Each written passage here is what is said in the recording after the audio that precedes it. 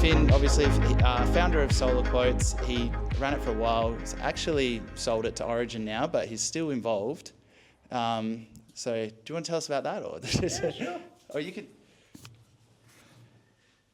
So I guess most of you know the website SolarQuotes that I started 16 years ago. It's responsible for about 20-25% of all solar sales in Australia, we think, based on the numbers. Yeah, and about a year ago, about 2 years ago, I decided that it was time to sell it. Basically, I'd been running it for 14, 15 years, and it was quite the responsibility. It was a 24/7 job, owning and being legally and financially responsible for 600 installers and 20 employees, and something like 20% of the solar market it became. Put the word on the street that I was thinking of selling, and the guy that was helping me sell it, Rob, he said, I've got someone from Origin Energy interested. And I said to Rob, nah, not selling it to those big evil energy people. And he said, no, Finn, just talk to them. So I had a meeting with them, and they actually blew me away. They were very, very, really good to deal with. The reason they were interested in buying SolarQuotes is they were about to give up their own, this is a $20 billion company, and they were for a long time the biggest solar installer in Australia, and they were absolutely terrible at installing solar panels. So they decided that they didn't want to be installing solar panels anymore, but they've got 4.2 million customers, and they need to still be able to help those people get solar batteries, heat pumps, basically electrify their home. So we came along at exactly the right time. So they promised not to change anything. They basically agreed to let me exit, so I'm not an Origin employee or anything like that. I just help them out on an hourly rate. And we ended up selling it to them about a year ago exactly, and it's gone really well. They've kept all their promises. And tonight they're going to be introducing some really actually good tariffs with quite high feed-in tariffs for people that go through SolarQuotes. So it's all worked out quite well. Yeah, I have to say, SolarQuotes hasn't really changed since you handed over the reins. They haven't changed anything. Same staff, same office, operates at arm's length. Really good. So it's still the same high quality of installers. We're us as technically we're a client of SolarQuotes, so we're competing against other clients of SolarQuotes, and there's still a lot of good people on there. So I haven't seen them drop the ball or anything. So that's really good to see. But all right, so for today, we just wanted to do a Q&A because obviously Finn's got more industry knowledge than maybe anyone in Australia. You'd have to be up there, 16 years. So yeah, if you guys have any questions, I mean, who here's got solar? Who's looking at a battery? Has everyone got solar already? Pretty much. So you guys are probably looking battery, electrification, heat pumps, maybe air conditioning. How much do you know about air conditioning before we throw some curly ones at you? Oh, not a hell of a lot. I'm not an air conditioning expert, but SolarQuotes is, like you heard it here first, SolarQuotes will be offering quotes for air conditioning in the next probably 12 months. So we've got a whole team that's going really deep on the content, and we're looking for a kind of air conditioning expert. It'd be like the me of air conditioning. So if you know any good air conditioning installers that want to get off the tools, let me know. They're hard to find from my experience. Just us, we're obviously good, but yeah.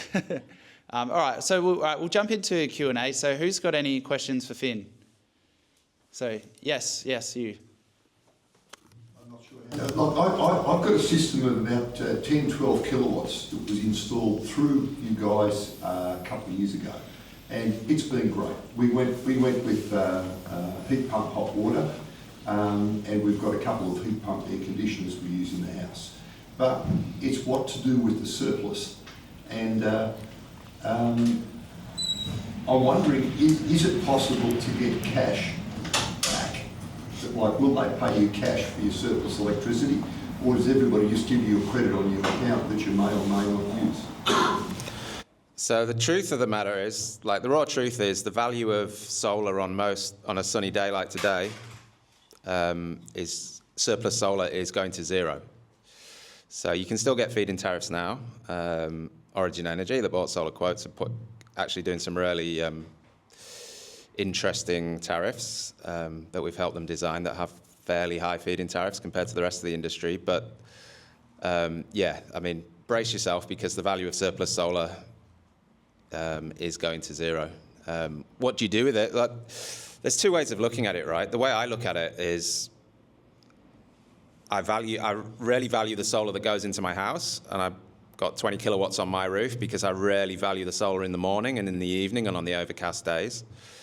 And I don't even worry about the value of the solar that's surplus to my house's requirements because, you know, it takes no fuel.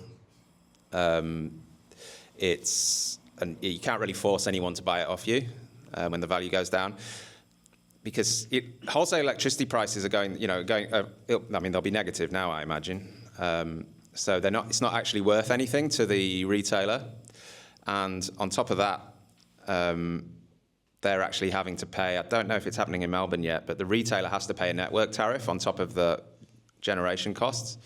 And they're actually getting charged in many networks, local networks, the retailer, so your Origin Energy or your AGL, is getting charged to send that surplus solar back into the grid. And they're getting a negative wholesale electricity rate. So it's actually costing them money to take that solar. So the way it's going is you're going to get better grid electricity tariffs if you agree to curtail your solar in the middle of the day when the electricity prices go negative. So to answer your question, what should you do with the surplus? At the moment, you can look for a tariff that has the highest feed-in tariff. But generally, if they're giving you a high feed-in tariff, they're going to be making money off you elsewhere. If you hardly touch the grid, then you don't really have to worry about the cost of peak electricity. You can just look for the highest feed-in tariff. Or you can choose something like Amber that exposes you to the wholesale price. But to make that work, you have to curtail your solar system in the middle of the day. Otherwise, you will pay the negative electricity price, which means you will pay to export solar. So the best advice I can give is kind of get into the mindset of, I say, curtailment is cool. Don't worry about, just curtail your solar in the middle of the day when you get the price signals from the grid, and just be happy that you've got a solar system that's sized for overcast days, for winter, and for the beginning and the end of the day. So you've got loads of solar energy to power your house and charge your batteries. But how do you feel about curtailment, though? I'm totally cool with it. You don't mind just turning off your solar? No, it just sits on your roof and catches the rays. I mean, it takes no fuel. It just feels like a waste. If you don't. Well, it'll cost your retailer. It won't. The network tariffs. If you take Amber, it'll cost you, as you're finding out now, right? Yeah. I'm just learning now. I just swapped over to Amber just to see what it's like, and yeah, we are copying a little bit of negative feed-in tariff during the day. So I need to now upgrade my system that was actually installed in 2021 early to have a smart meter because it's a SolarEdge system with a AC coupled Tesla Powerwall. But I mean, I don't know how I feel about restricting my solar from producing to not send back to the grid because I'm getting charged for it. Because to me, that seems like a waste of energy in the sense of, I could view it from just my perspective purely financially, but I kind of think of the grid as a whole. Like, if there is energy produced, we should send it out there. Surely someone needs it in the grid. They don't. That's why the wholesale prices go negative, because no one needs it. Yeah. It just feels so wasteful. You need solar in winter, especially in Melbourne. You need it at the beginning of the day, the end of the day. You rarely need it on the overcast days, but on a day like today, you just don't need it. Well, there you go. So what do you recommend? To find a load for it, to send it somewhere, or curtail it, or whatever you can do? Well, if you've got an electric car and you're retired or you work from home, that usually solves the problem. You get a decent EV charger that talks to your battery and will only charge from surplus solar. That will soak up most of it. I've got a pool, and I've got a pool heat pump. That uses loads of energy during the day, and it's great because you want to heat the pool in summer when you've got the most surplus. And you can preheat and pre-cool your house if you've got a good thermal envelope of your house and a high thermal mass that will store the heat or the cool. So, thank you. So electric cars, heating and cooling are brilliant for soaking up load, and they mean that you're going to use less power in the evening during the evening peak as the sun goes down because your house is already cool or warm. Any other questions? Yeah, up the back there.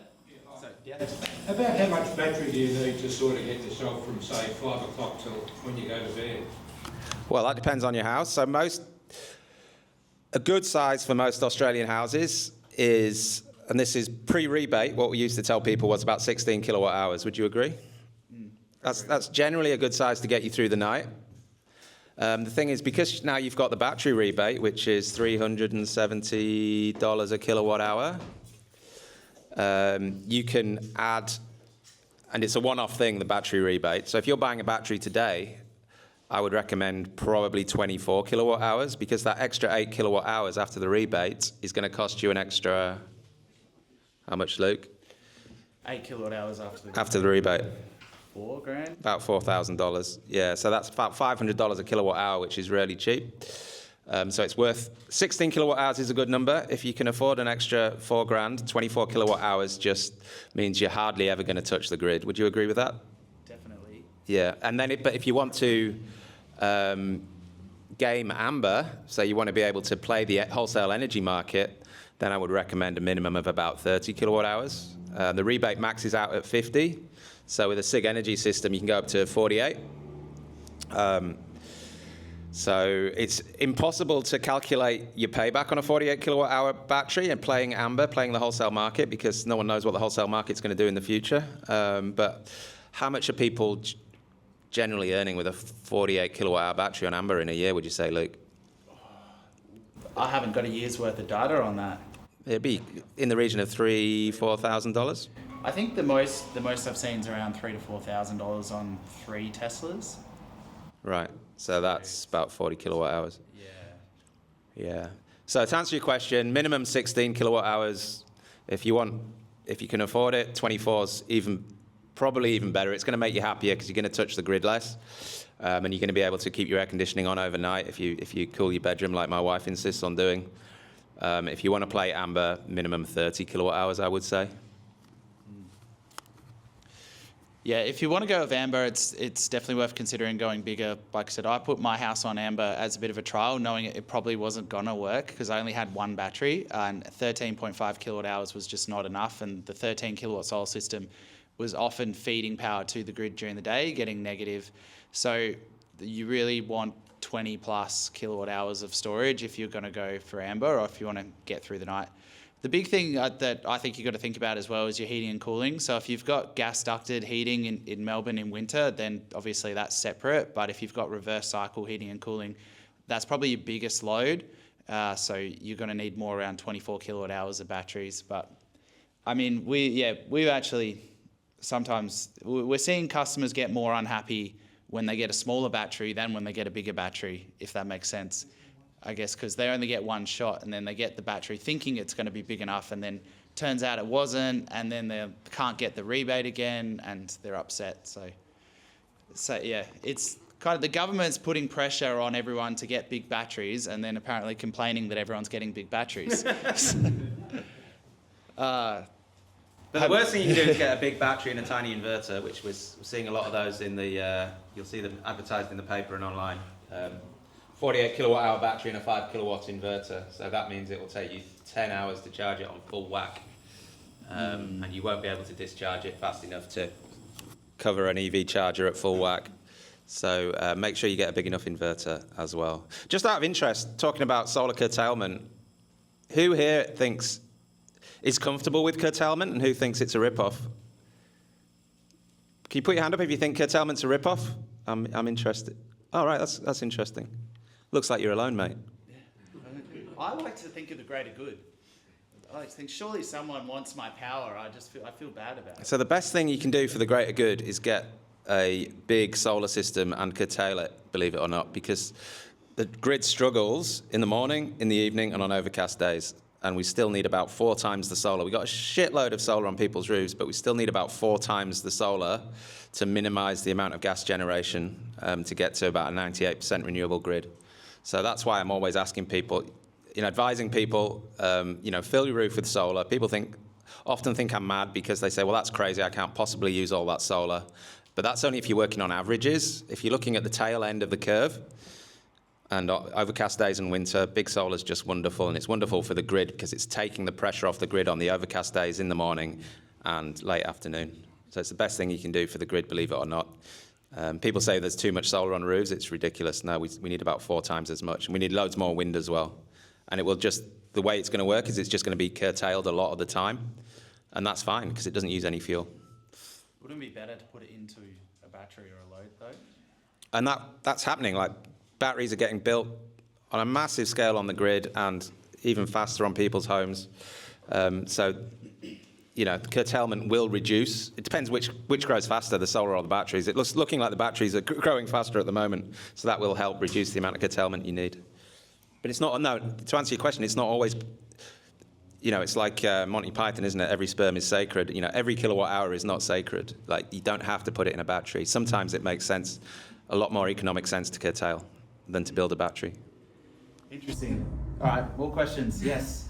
Just to follow on from there are times when the percentage of renewables in the grid is quite low. Yes. But they're not offering to pay anything for solar. So the way the grid operates, or AUMO, is a bit of a puzzle sometimes, because they could be raising the level of renewables by using our solar rather than having it curtailed. So if you're on a tariff like Amber, which exposes you to the wholesale rate, on those times when the renewables in the grid are low, you will get a better price for your solar. You will. Yeah, sometimes. Like that, it's a very well-designed market, and the price will respond to the demand and the supply. But if you're on a general tariff with AGL or Origin, you're paying they're going to give you a flat rate for those times, and because they've got to hedge, they've got to absorb the negative feed-in tariffs, and they've got to protect you from when the electricity price goes to $15 a kilowatt hour, and they've got to give you an average, and that might be 25, 30 cents, and that's not going to change when the grid's their feed-in tariff is not going to go up on an overcast day when the grid needs all the solar it can get, because you're paying an average, and they're taking into account all the hedging they're doing for you. All the times there. What you don't see is all the times there, and I'm not just saying this because Origin bought us. You know, I'll criticise Origin as much as I used to when they do the wrong thing. But what you don't see on your bill is all the times they protect you from that $15 kilowatt hour electricity price and only charge you 25 cents. But people kind of get angry when they're only getting 5 cents a kilowatt hour and people on Amber are getting, you know, $1 a kilowatt hour. So it swings and roundabouts. It goes both ways. But when the grid needs renewables, the wholesale price does go up, and if you're exposed to it, you can collect that. But it often it just stays at 45 or 50% of renewables in the system, where it could be making that, you know, like today it's 85, 90%. But other times it could be, you know, if they operated differently, they could be using a lot more of our solar. No, that's how the market's designed, because renewables is the cheapest. Doesn't always work right, I suppose. Kilowatt hours. They will always use the cheapest kilowatt hours first, and the last thing they want to do is burn gas. Coal mines, coal. The last thing they want to do is pay to put coal in the boilers or put gas in the turbines. Like, they have to, when you've got a big ugly coal-power-fired station. I used to work in a coal-fired power station. It's very hard to ramp up and down quickly. It damages the equipment. They're getting better at it, so but there is a minimum load generally that they have to run the coal-fired power stations at. But that's just an engineering thing. Question. If you're on a limited budget and can't afford one of the decent batteries, is it better off not getting a battery at all, and missing out on the rebate, or what would you suggest there? So Luke and me will probably disagree on this. What do you say? I think that's a curly one. So, the most important thing with the battery is the quality of the install. You can get a Powerwall 3, which is a fantastic battery. I've got a Powerwall 2 on my house. If it's badly installed, you know, it's not a good thing. I mean, it's so well designed, actually. It's very hard to get a Powerwall 3 wrong because the software's so good. But even then, if you get the CTs the wrong way around, which are what sense the current, your battery's not going to work properly. The amount of, if you want some entertainment, join a group on Facebook called the NeoVolt Owners Group. NeoVolt is a very, very cheap battery. You'll see them advertising 40 kilowatt hours for like $9,000 installed. And, you know, what did I say yesterday? Someone said, oh, storm's just come through Melbourne and I've lost power and I've had my NeoVolt installed last week. what button do I press to activate the backup power? You're like, I've just got a NeoVolt battery installed and the installer's left. What app do I install to see what's happening?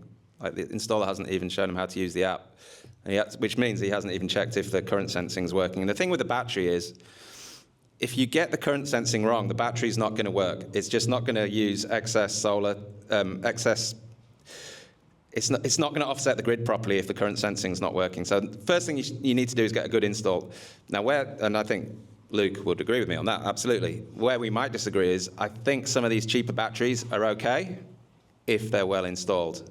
The problem is, a lot of these really cheap batteries like Fox ESS and NeoVolt attract really cheap, nasty installers who do a bad install, who misconfigure it, and then if they misconfigure it, there's a good chance it won't give you any financial benefit at all.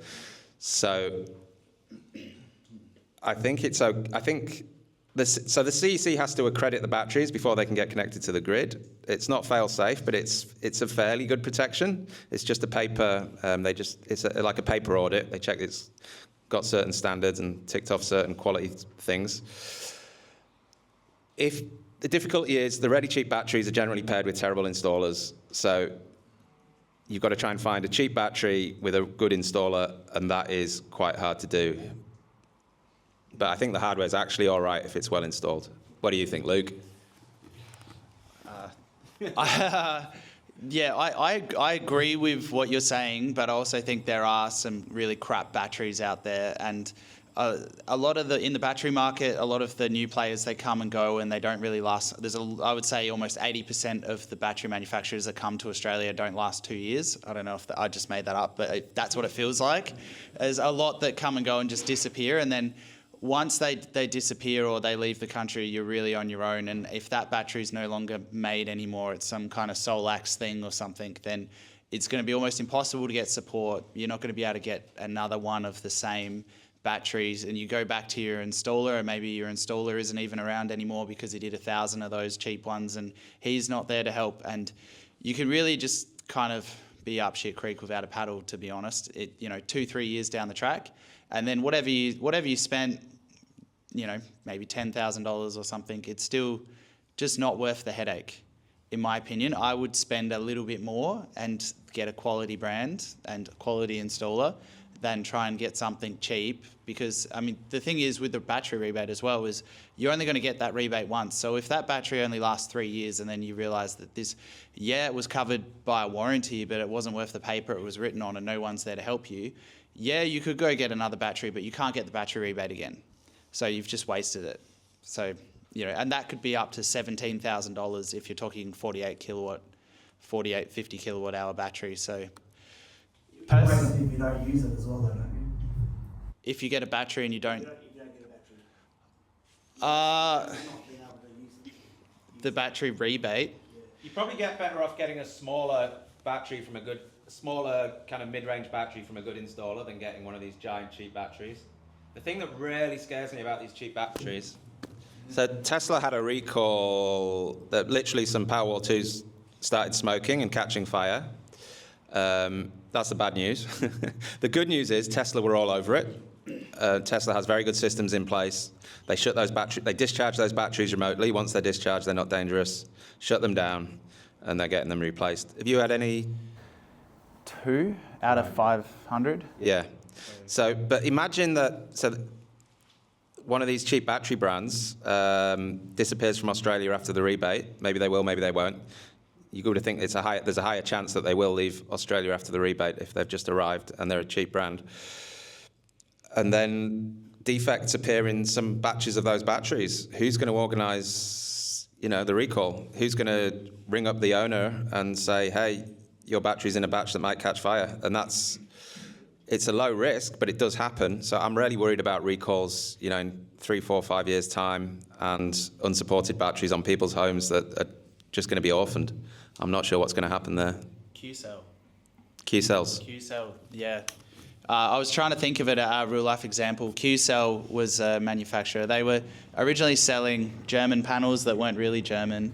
I believe, and then they got into inverters and batteries a few years ago, and it was a big thing 2 years ago. They were pushing it, they were trying to get us onto it. I think we did one, and then eventually it didn't work, and they left the country. And the last I heard, we went to an install a couple months ago where someone bought Q-cells from someone else, Q-cell batteries, and spent nearly $20,000. And within 2 or 3 years, he'd just decided, he'd just given up, said it wasn't doing what it was supposed to, it was barely working, and he just said rip it out and put a Tesla in.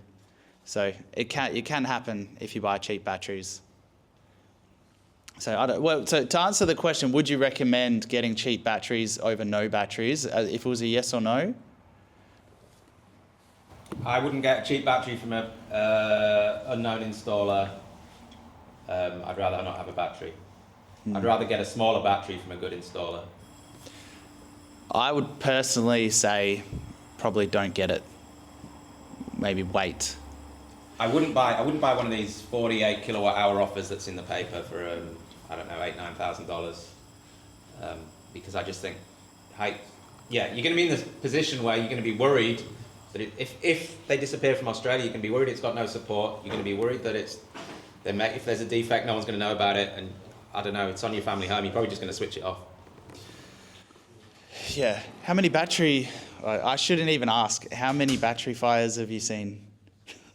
I haven't seen any. There's some like they smoke and then they stop. Or like LG, right? Or Yeah, LG was a nightmare. LG recall. That was a few years ago.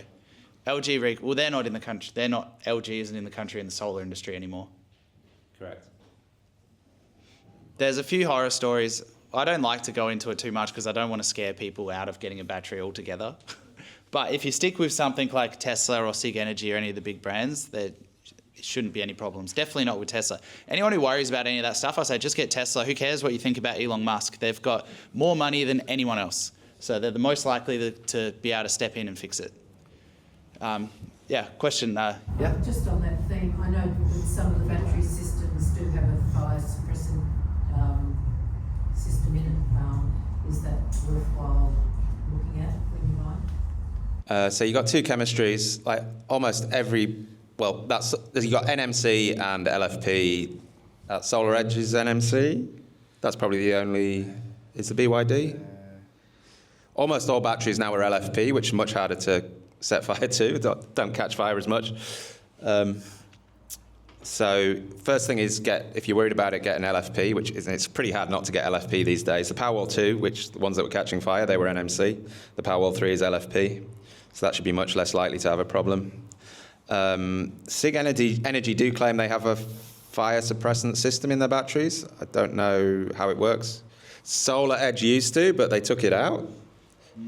If you've got an LFP battery, it's a very low risk. Look, nothing's without risk, but you minimise the risk by buying a good brand and using a good installer. But yeah, I mean, they store an enormous amount of energy. That's what makes me nervous sometimes. How much energy is physically stored in these on the side of the house. If they're installed correctly, you shouldn't have, but yeah, when you got 100, I mean, I don't know, I just imagine the battery, like what, we've had 100,000 batteries, we've had under the battery rebate, 100,000 batteries installed in the last 3 months, I think. That's a lot of batteries. Like, statistically, I think, like, mathematically, something must go wrong. Yeah, absolutely. From 100,000. Yep. Surely there's one installer who didn't tighten a terminal and something bad happens. So, but I haven't seen anything in the last few months. No, I haven't heard anything, but it's been- early days. Consider electric cars. How often do they catch fire? About 30 times less than petrol cars. Sorry? Less than ICEs. Yeah, much less. Yeah. That's all right then, shit. I do have to agree with Finn again, though, on the installers, though, because I was going to say the cars are manufactured in a factory that has a really high level of quality control, and then they pass all the tests, and then they're shipped down here. Whereas, in Australia, you've got young tradies just, having some people just having a crack at the switchboard, you know what I mean, and you just don't know, and someone could have not, had as much sleep as they should have the night before they went to work, and then they forget. All it takes is forgetting to tighten one terminal, particularly on the DC side, and if that's loose over time, then that will just slowly start to burn. So yeah, a lot of the issues do arise from poor installation, which is something that doesn't really happen as much with vehicles. So what checks and inspections would you expect with an installed system before it's commissioned? Well, Yeah. the good news is they'll get inspected. You get the training to install it all and tighten up all the connections, hopefully. But who actually checks it out and verifies that, yep, it's a sound system? So good news is in Victoria, every single system gets inspected. What do you think about the quality of the inspections, Luke? They don't inspect everything. That's the problem. They're not going to go through and check the terminal. They'll give it a once over. They'll do a few tests, but things definitely still slip through the net. Are the tests designed to pick up loose connections? No, I don't think they are. What's the point? They would test islanding and backup. They might test earthing. They would just generally give it a once over, just look at the battery. But it'll vary from inspector to inspector as well. Like realistically, and again, giving you guys the inside scoop in the industry is, I don't know who, but some inspectors don't get out of the car. Some inspectors. So I've heard. I've spoken about this before. Allegedly, with solar installation, back in the day, I think it's not, the industry's cleaned up a bit now, but 3 or 4 years ago, it would be solar installation, double-story roof. The inspector would rock up, have a look, and be like, yeah, no, that's all good. Tick it off, and back in the car, and he invoices the installer $150, and he's done. And he would go, you know, the inspectors, unfortunately, the inspectors are incentivized by money. So they might get $150 to $200 per inspection. So if they could do 10 a day, they're doing all right. But if they could do 20 or 30 a day, they're starting to make some serious cash. So there is incentive for them to almost not do their job properly. The principle is you can't control the quality of the inspector because you don't choose them. Like that's a lottery ticket, how good your inspector is. He or she might be brilliant, they might be crap. But all you can control is who you buy your solar from, who does the install, and what brand you choose. So, you know, think about what's in your control. And unfortunately, it's not the inspector, unless you pay out of your own pocket to get it inspected. But by then, you might as well have paid a bit more for a decent installer. Question there? Yeah. Just focusing on price for both installers and batteries. Given the current demand, is that reflected in the cost of installers and also batteries? So, are you asking if the prices have gone up because there's so much demand? That's right. Luke, have you put your prices up? No. We literally kept our prices the same. We're just doing more volume, so I'm not complaining. But yeah, we're booked out for quite a while. But yeah, we didn't put our prices up. It is still, the solar industry and batteries is still actually quite competitive. So it is very hard to be more expensive than everyone else. If you go through SolarQuotes, yeah, Finn's made sure that it's very competitive and that if we overcharge, we don't win the work. So yeah, you got to be pretty sharp with your pricing. Yes, sorry, back corner.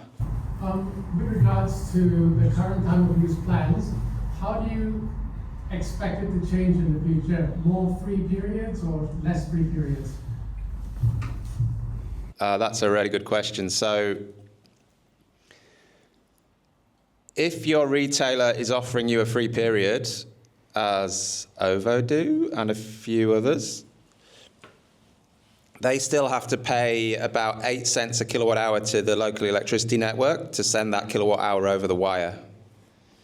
So, and they have a few other charges as well. So the price has got to be something like at least minus 10, minus 12 cents a kilowatt hour for them to not lose money on giving you free energy.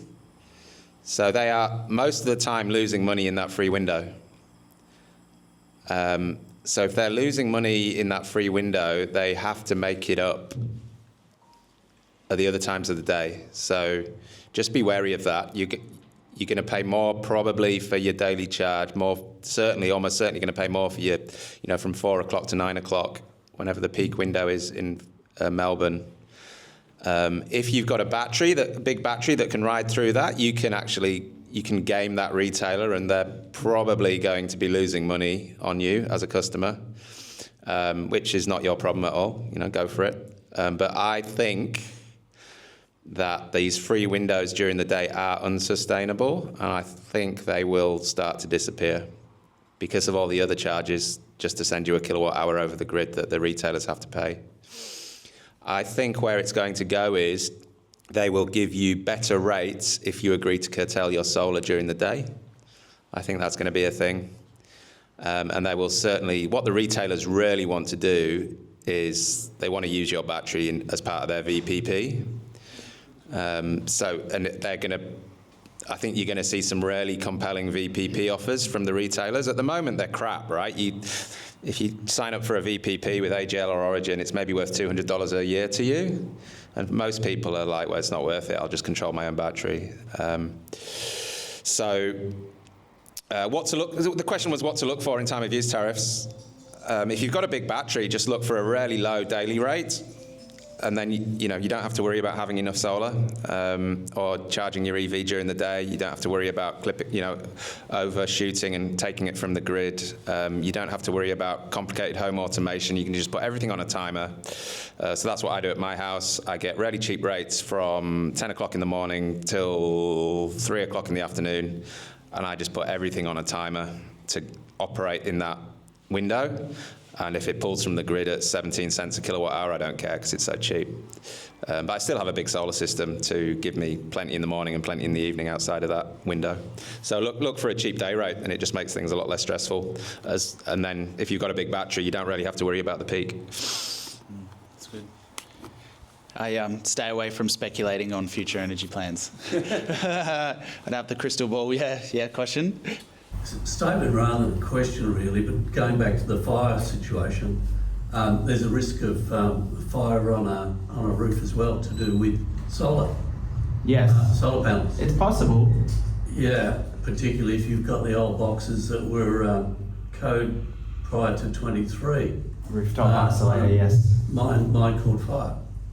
I know it's rare, but if the neighbour hadn't spotted it. What are the odds?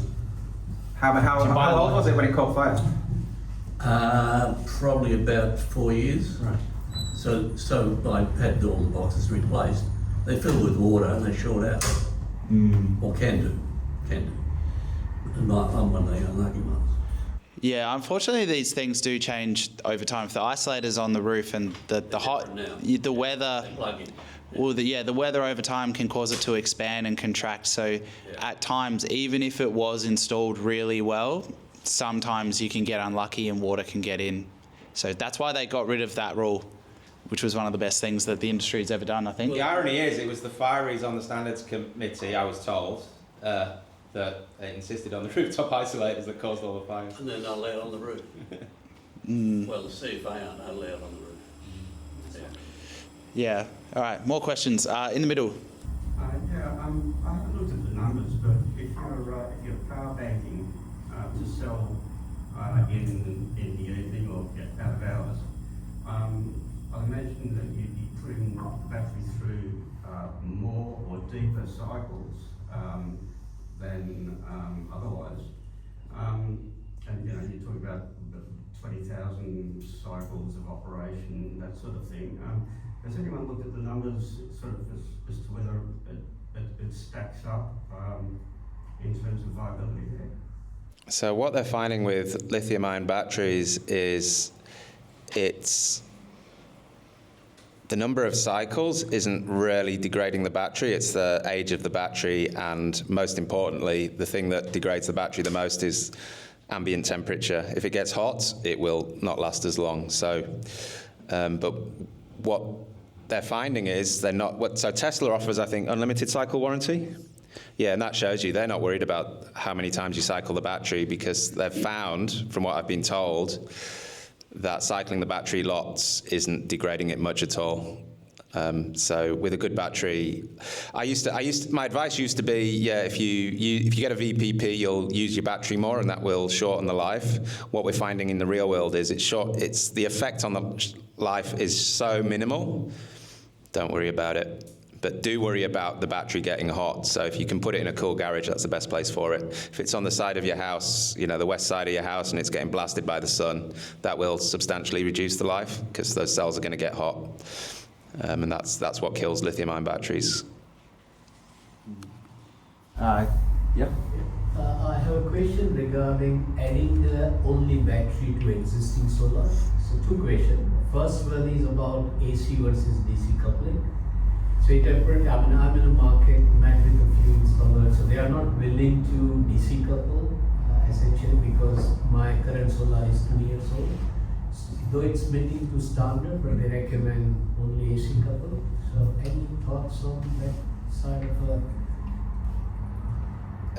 I mean, Luke, you can tell me if you agree, but most installers don't want to touch other installers' work. So AC couple's lovely because you just, sticking 2 wires in the switchboard. It's that easy, isn't it? They don't want to take responsibility for what's on the roof. And if you have a warranty issue with the solar system on the roof, who do you call? Because both people are going to tell you to get stuffed from that point. Who installed the solar? Can you go back to those guys? yes. And they're not willing to DC couple? They should be. They are too busy right now. They said there's a long wait list. Okay. Yeah, so I mean, Luke, I'm sure you're happy to DC couple your old systems as long as they're not too old with that. Yeah, 2 years, yeah. Look, we are hesitant to do it. If it was our system, I mean, is this what, DC couple into a SIG Energy or something like, or a Powerwall? Yeah. We have done that a bit. It's one of those things, if it was 2 years ago and we installed it, then yeah, but people are a bit hesitant to do it. So an AC coupled system is a little bit less efficient, but it's... Yeah, but when you work it out, it might be 2 kilowatt hours a day extra of solar you need to charge the battery for a typical size battery. And you're charging it in the middle of the day from surplus solar that's worth nothing anyway. So it's actually, it's not, the 2 kilowatt hours isn't costing you 35 cents a kilowatt hour. It's not costing you 70 cents a day. It's costing you nothing a day because it's surplus solar anyway. Well, it's probably costing you what your feed-in tariff is, which is probably about 5 cents. So it's probably a 10 cent a day loss of revenue for having an AC coupled system. So it's nothing. It's $30 a year. Is that $30 a year? Yeah.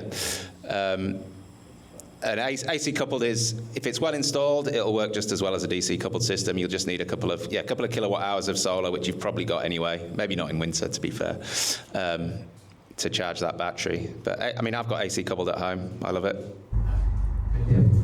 The second question in the same topic is about the inverter capacity. So I have a 10 kilowatt with that existing solar, and for 42 or 32, I would like to go for a 10 kilowatt hybrid inverter, whether it's a SIG or whichever. I'm in the United Energy Distribution area, Mount Beverly, Mexico. So do I need because I'm confused, couple of installers saying, giving me a little separate, different advice. They said, no, you don't need any extra approval because you're one of the I'm on a single phase, by the way. So only one inverter will be connecting to the grid, which is single phase 10 kilowatt allowed in the United, and I don't need to apply. Other guys say, nah, you need to apply some pre-approval any advice, or any thoughts? Luke, in the United area, does the inverter capacity count towards your limit? If it's AC coupled, it will. There you go. Yeah, so if it's AC coupled, it will. I need approval, is it? Yeah, you will. Yeah. So you'd have to submit an approval to United Energy, yeah. That is another disadvantage of AC coupled systems, is that you do need to ask permission to connect that to the grid, because technically it can discharge into the grid. So even on AC coupled, one install. DC coupled, you'll be fine. It might actually make more sense just to DC couple it, but I think someone's got to come out and have a look at the existing system and maybe get on the roof and check the wiring under the panels and everything, and everyone's pretty busy, so no one really wants to do that. I think that's the problem. I mean, of course, we'll go after this if you want. We'll just it's only 10 minutes away. But yeah, but yeah, if you speak to our guys at the back, we could arrange a site inspection. I'm actually not sure exactly how quick it would be, but yeah, we could get there. Everyone's busy, but yeah. There's the problem, like in this industry. It's like any industry. We are really busy at the moment, and just generally the industries shy away from things that are difficult when they're busy, which is a reality. And then you wait till March next year, everyone will be begging to install a battery at your house. So it's generally how it goes. I don't think it's going to go that way this year. I think we'll still be busy. But your reasoning, your answer for that is that if we go for AC couple, I do need a United's approval. Yes. Yeah. You have 20 kilowatts of inverters connected to the grid. Yeah. All right, questions. We've got a lot. I'll get this guy here at the front. Hey, Mine's somewhat, I know you said you don't want to forecast about pricing, but I have a hypothetical. Yep. I'm looking at potentially getting 48 kilowatts of battery and playing amber. Yep. I've got 10 on the roof now. Yep. I'll probably get another 10 or 5 to 10 on the roof. Is there a return on investment here within the warranty period of that battery, or is this something that you do altruistically and you're going to eat, this is never going to pay itself off? Honestly, I don't know, because it's your returns from amber are going to depend on a lot of things. Well, they're going to depend on future energy prices, which I'm not capable of predicting. They're going to depend on the size of your battery. You've got a nice big battery. They're going to depend on your consumption in your house. How much are you using in those peak times? I mean, generally the peak times are expensive because that's when everyone wants to use electricity and there's very little generation. So, and you're probably in the same boat unless you live like a hermit. I don't know what, in my house, kids switch everything on in the evening and, they try and charge the EV charger as soon as they get home from school and you just, no! Look, amber is for advanced players only. What the payback is, I honestly don't know. I don't know what it's going to be because it's just so hard to predict. Luke's got amber because he's playing with it. I've got a shed. I've got 30 kilowatt hours of battery on there. I'm about to connect amber. I'll be the first person to connect an iStore battery to amber in the country, so we'll see how that goes. Anecdotally, you hear of people making $3,000 or $4,000 a year with a 48 kilowatt hour battery, but your mileage might vary. Yep. And like I say, the more batteries are getting so cheap, the more batteries go on the grid, you would think the less volatile the grid will get, which will make amber less lucrative. But how far away that is, I don't know. Yeah, sorry, that was not a very useful answer. Yeah, that's exactly what I would have said, to be honest. Back on the left there, yeah, lady. On the safety side of things, do you recommend that an older person get somebody up to have a look at the system, and for how long and what sort of time frame, like a maintenance kind of thing? So the Clean Energy Council recommends every 2 years. I've always recommended every 5 years, but with you, that would have been a year too late.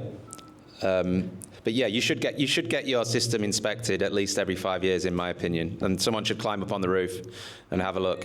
Could I say on that, I did get an inspection, but the boxes were in code, and all the rest of the system sorted out. Right. In other words, it was ticked off, and I got that through SolarQuotes, by the way. So good result there. But those boxes have been replaced by plug-in connectors now, and of course I've had them all replaced. But mine's a 1 in a million chance, of course. But there we are, still have it. Yeah. So yes, you should get it inspected. In my opinion, at least every 5 years. What do you think, Luke? Maybe 3. A little bit less. The problem you've got with rooftop isolators is I'm trying to think how I explain this. It's like a bird's nest. If you disturb it, you're always going to make it worse. So if someone goes up on the roof and they want to open that up and check the connections, then part of the risk is actually that the inspector caused the problem. So to a degree, it's almost better to just not touch it rather than go play with it. But then obviously what's happened, someone's come and looked at it, just glanced their eyes over it and hasn't opened it up, and then the problems have come later. So I guess nothing is totally foolproof, and that's the problem. And yeah, sometimes by getting in there and playing with things, you can actually make it worse. The systems are designed to just be left there, to be honest. Theoretically, if a solar system is installed well, you should be able to just leave it for 10 years, don't you think? Absolutely, yeah. The things can happen, pests can get there. All sorts. It's also about debris underneath the panels, between the panel and the roof. Yeah. Yes, question. What's happening in the world with regard to vehicle to grid and vehicle to home? So that's a really good question. So most cars can't do vehicle to grid at the moment. Which cars can, Luke? X-Peely, Ford Lightning, BYD, Atto. Can BYD go vehicle to home or vehicle to grid? Yeah, I saw that on the list. There's a list, SIG Energy will do vehicle to grid, and on their website they have a list of compatible cars. and I looked at it 2 weeks ago. I've done my research. There's about 4 cars. I think I named 3 out of 4. So I've got an unpopular opinion on this, and I think V2G is a complete furphy. I think by the time we have cars that can do it, and by the time V2G inverters are affordable, because that one's what, $7,000? They just had a 40% price reduction. Wow, I learned something today. So what are they now, about $4,000? Around there, yeah. Right, so V2G's $4,000 inverter, still quite a lot of money, and batteries are getting so cheap. You know, people are getting such big battery stacks that they don't need to use their car to power their house or to feed back into the grid, and it's a complete pain in the arse, in my opinion, because if you don't have a battery stack and you're relying on your car, then when your car's not at your house, you can't do it, and you know, you're draining your car when you might want those kilowatt hours in your car to drive somewhere. So it's all very inconvenient, in my opinion. I think we're just going to go where most people have a nice big battery stack, and the last thing they want to do is drain their car battery into their house battery. But where is it going? It's just very, very slow. It's like SIG Energy are leading the way with their V2G inverter, but very hard to find any other V2G inverters. Very hard to find a car that does it. You got to worry about your car warranty, I think, if you're doing it. I think you technically check the small print on your car, but I don't think the car manufacturers like it. So I think it's one of these things people have been getting very excited about, and I think it's just going to peter out, and it's going to be very unusual. That's my opinion. Happy to be wrong. What do you think, Luke? Similar thing. I'm not a big fan of it. It's taking a long time to come. Going for a big battery is good.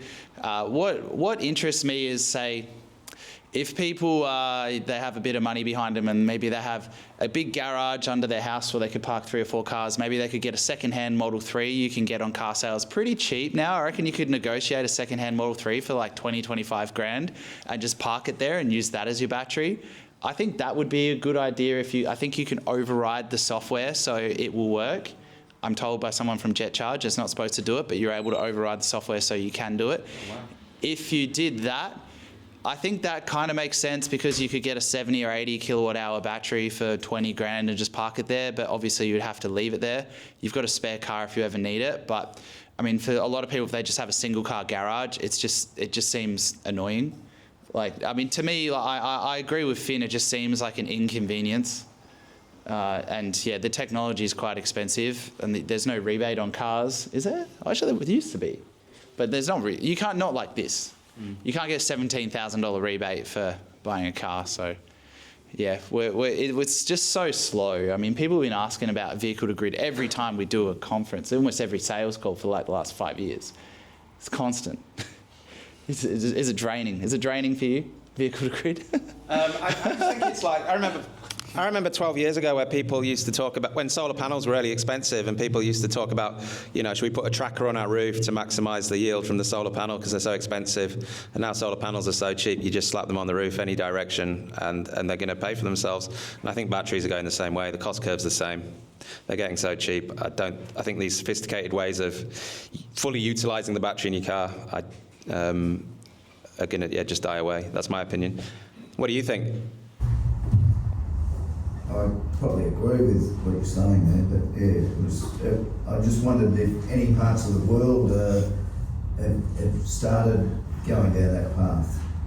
I don't know of any. What are Europe doing? You don't know? I don't know.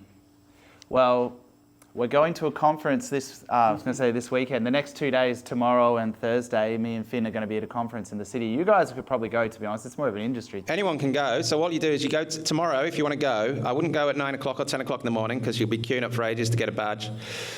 You register online, Google All Energy Melbourne, put your details in. When it asks for company, just put public or member of public, and then you go along, you scan your code, and you can get a badge and you can walk in. I'm in the public. It's designed for industry, but they're happy for the public to walk around, and it's massive, and it's in the convention centre. So yeah, if there's any new technology coming, it'll be there, but sometimes they have things on display that aren't available for 6 to 12 months, so it can be a bit frustrating for a customer. But all right, we'll keep going with questions. Yeah, back corner, yeah? Just wondering, Finn, I've got an origin system with 8.5 good wear inverter, will that work with a SIG Energy 24 or 32 kilowatt battery? I mean a 5 kilowatt AusNet area. So you can AC couple it to a SIG Energy system, can't you, Luke? Yeah. And that should work as long as you can get permission from your network to have the extra inverter, which shouldn't be a problem. They're pretty chill about batteries these days, so yes, it will work. I mean, the choice is you can pull out the GoodWe inverter and you can, depending on how old the panels are, stick it straight into the SIG Energy and then you've just got one inverter to worry about, or you can keep your GoodWe inverter and you can AC couple it to your SIG Energy system, which is probably what Luke would prefer to do if he didn't install the original system or it's older than a couple of years. But it'll still work fine. Yeah, probably 5 kilowatt export limit. Yeah, you'll have a 5 kilowatt export limit, which is fine.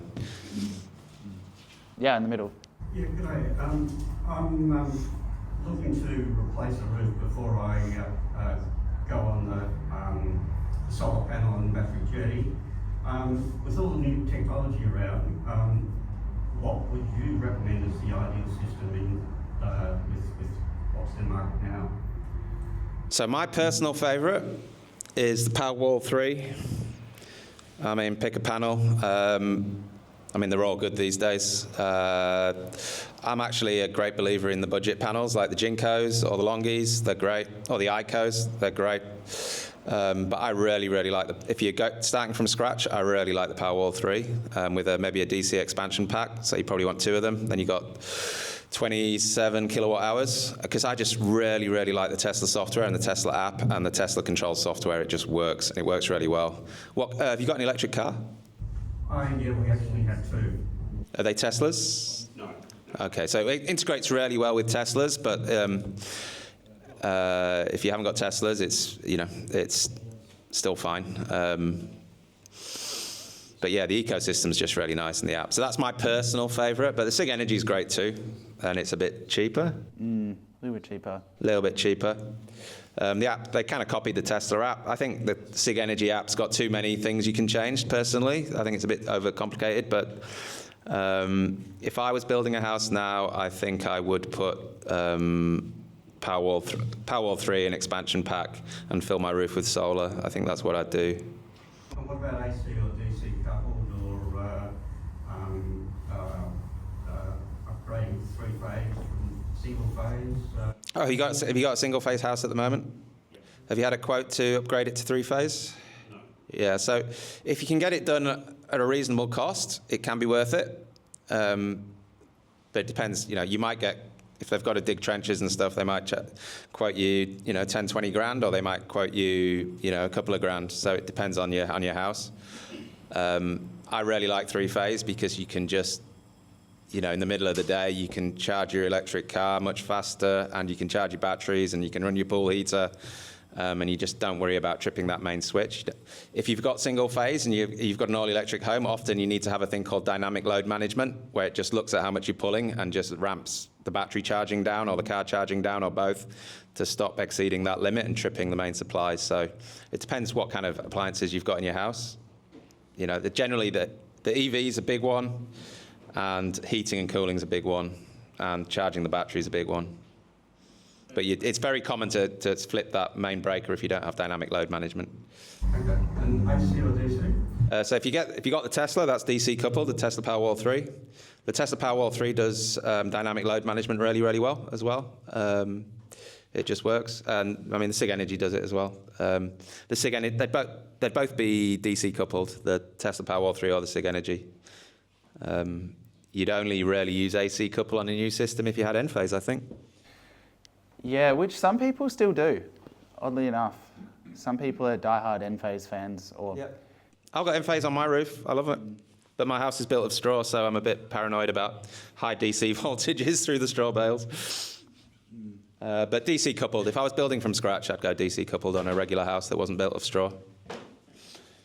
That's a good question. So basically, like, money aside, if you were putting a new system on a new house that you were living in, you would just go 2 Tesla Powerwalls and ACO or Genco panels or whatever.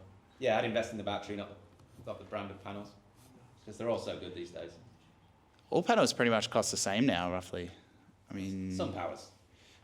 Yeah, I mean, SunPower even, I don't even understand what's going on with SunPower anymore. Every time SunPower come into my office every few months and it's a different story. Oh, We're not going away. Oh, this entity went bankrupt, but don't worry, that's our American entity. This where we're supplying you's fine. And then next week, oh no, we've been bought out by TCL. Now we're end-of-lifing these. I can't keep up with SunPower. I wouldn't buy SunPower because I just don't know what's going to... They're just all over the place. I don't know what's happening with them.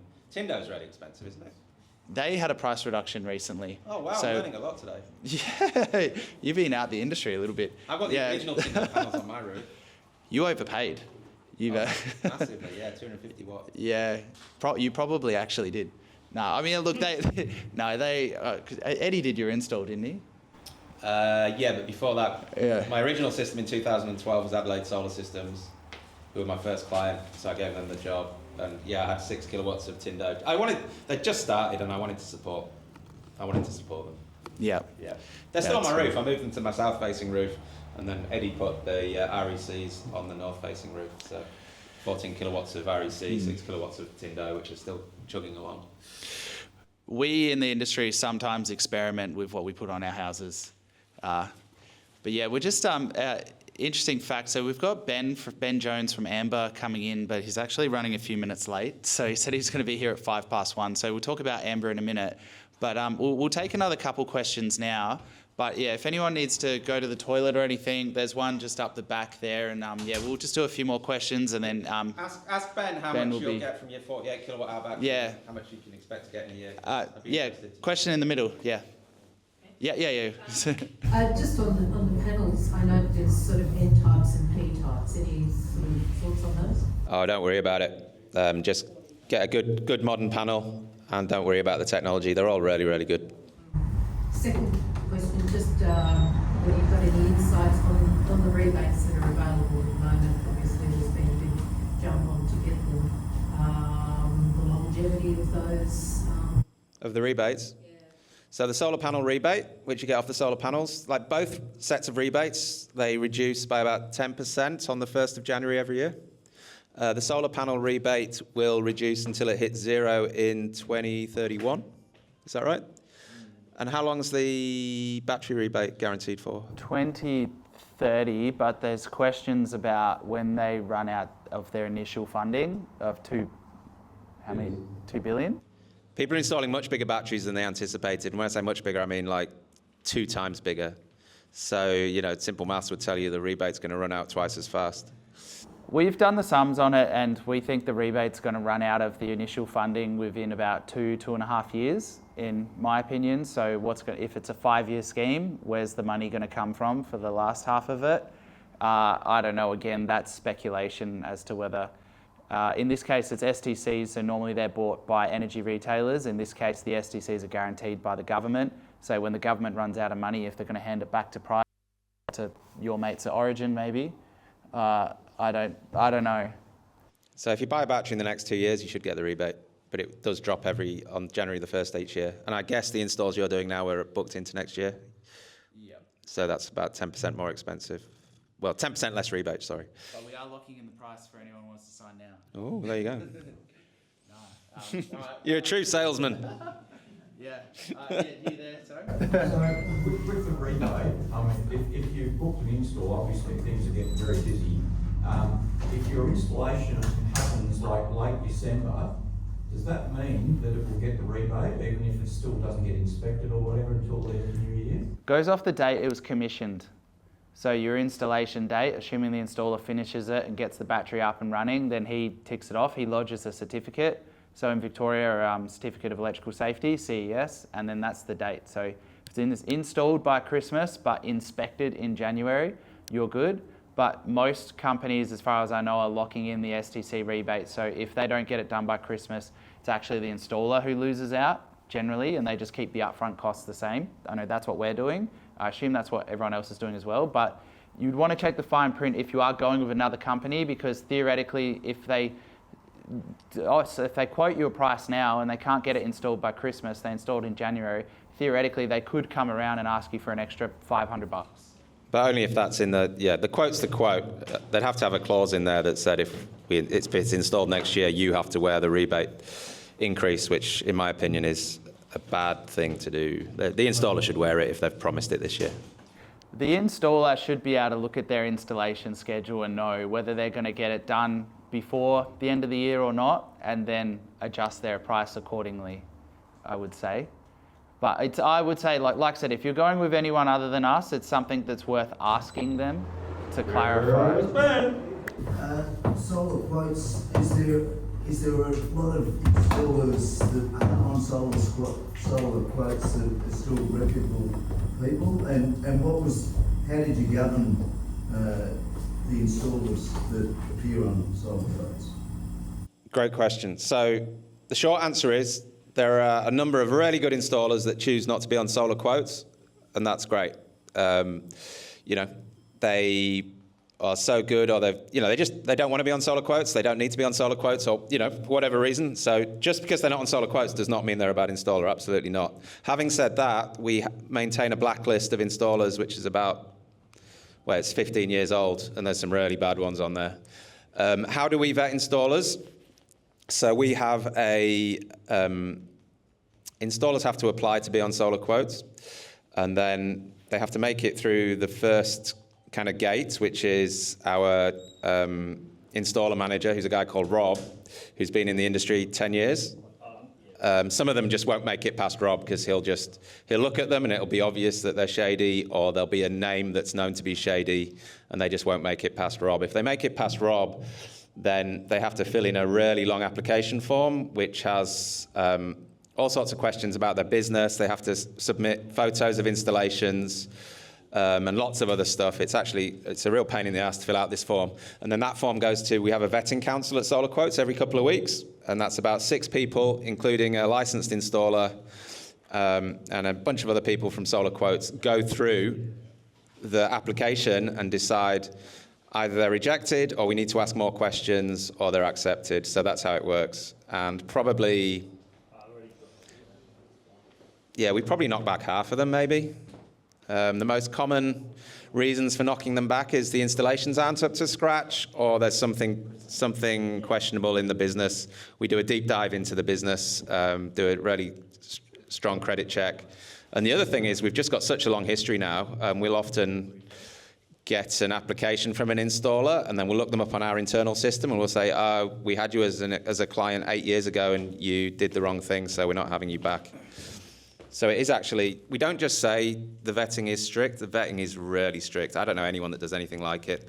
And the other thing is we've got this feedback loop. So we get a lot of reviews in of the installer. We ask people to review the installer, and we have a human being, Ned, who reads every single review. And if a bad review comes through, we may pause the installer's account, see exactly what happened, because there's 2 sides to every story, and if they've done something really egregious, they get kicked off. If it's not so egregious, it's kind of a 3 strikes and you're out. So the better the vetting is, the less that happens, but we'd have that feedback loop ongoing all the time, and it works really well.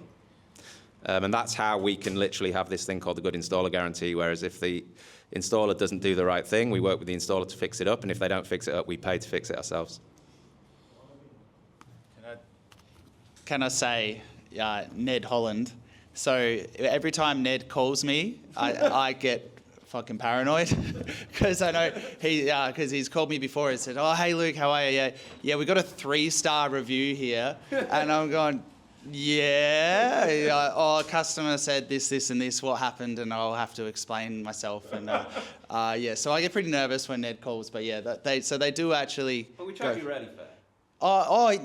Ned's great. I haven't had an issue. We haven't had an issue, but like I said, it's always like, oh no, because our company gets a bit bigger, and we have all these different teams everywhere, and sometimes things happen, and it's all about how you deal with it at the time. Things go wrong, yeah. Things are always going to go wrong. It's how you deal with it. So yeah, but yeah, Ned's good. He will call me up if anything doesn't look 100%. I get a phone call, and then we have to, talk about what happened and fix it. So yeah, I would say if I was one of you guys, I'd be very comfortable going with SolarQuotes because I know there is such a high standard on there, and if there was anyone who wasn't, they'd get booted off pretty quick. And that hasn't changed with Origin. Origin had these Origin preferred installers, and they wanted those to go on the SolarQuotes network, and we said, well, they've got to go through the vetting everyone else goes through, and a number of those installers did not make it through. two separate solar systems, are you eligible for a battery on each, or the battery only relate to one property? It's one battery per property. One rebate per property, yep. All right, I reckon. Last one. Last question. Last one. Do I assume then a supplier and an installer coming out of SolarQuotes is reputable? Yes, absolutely. Or Finn will pay. If they, Oh, no, you're not. look, we make mistakes, and sometimes installers change. So if the business gets sold, we will normally find out and we'll make them reapply. But sometimes staff changes, sometimes just human things happen. Like the most expensive thing that's ever happened to us that cost us tens and tens and tens of thousands of dollars in the good installer guarantee was a proprietor got a terminal disease and wound up his business because obviously, you know, business is just business compared to that, and let down a lot of his clients and took some deposits and they didn't get the deposits back. So we had to run around and make all that right. So sometimes, you know, shit just happens. But yeah, they should be reputable, and if they're not, we will absolutely own that.